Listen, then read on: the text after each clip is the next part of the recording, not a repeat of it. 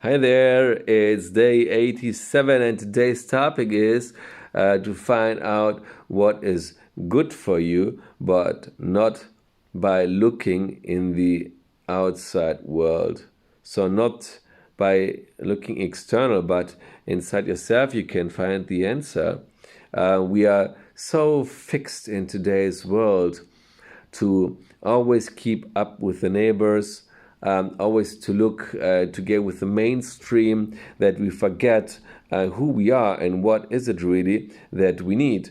I listened today to a personal trainer who is with many CEOs, and he said that well, they may have to the outside world success, but in the inside there's emptiness, and many are very, very depressive because they are missing the sense in life. They're always doing things they don't want to do. They keep going, and they don't have even the power to just be with themselves without the mobile phone, without following the next message that is waiting for them. I found this very, what's the right word? I was shocked that even this is possible, because by all this development that we're making here, the focus is always on ourselves, to find out, to feel, to develop the sense, to find out what is it that you need, and not what other people are telling. And from one, I was so happy to find out that we are all here on the right course, because that's what we're doing. To find out how you live a fulfilled life, a happy life, a healthy life without stress. And that demands that you ask the right questions. So the right questions must come by focusing in your inside.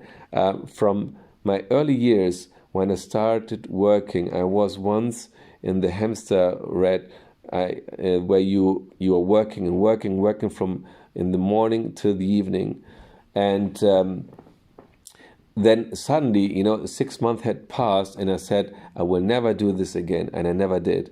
I have a fulfilled life, and maybe I'm doing many things, but it's not work to earn a salary. It's from doing things that I love, which is a very big difference.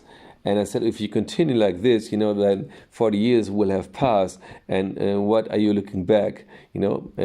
If you had made money, that still you're missing 40 years, 40 of your best years. So I quickly began to decide that I always need a spare time to reflect on my life, if what's happening is good for me, if it's something that I want to. So I always felt, I always was following this feeling that tells me, okay, that feels good, or yes, a bit more of this or less of this. And if I decided that it's better to be for my own today instead of going with others, I said no, because I knew I would regret it. And I never cared what other people were saying. And that's important. If you're always following what other people are saying, then who is following the demands and the requirements of your soul? Baron Katie once said, if you are with your thoughts at another person, then who will be with his thoughts by you? And why should anybody care for you if you do not care for yourself? So it's not egoistic, it's the most important things. It's like being in an airplane. If the airplane is crashing, something you have torments, then the first thing what you do is take the mask and put it on yourself, so that you do not lose consciousness and can help other people. It doesn't help if you have your son, your kid, and then you're gone. So always look for what is important for you, and you can't find it only out if you take the time to reflect, to feel.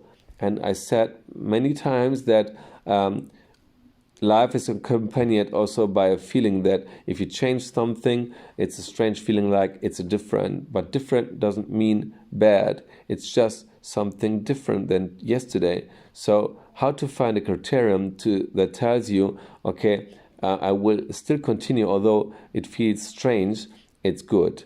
And you can only be good if you're looking in the inside that tells you, well, feels strange because yesterday I did it in a different way, something, but I feel that inside, yeah, I have a feeling of I'm not stressed, or yes, because by doing this, well, this and this I will gain. So this is nothing that somebody in the outside world can tell you. This is something that you have to find out. And one more thing to close it up. Many years when I was still in school, everybody has thoughts on something that you have passion with. And then normally we look in the outside about successful people in this field, and then we find out, well, I had the same thought, and I'm not an expert. At least these are the thoughts.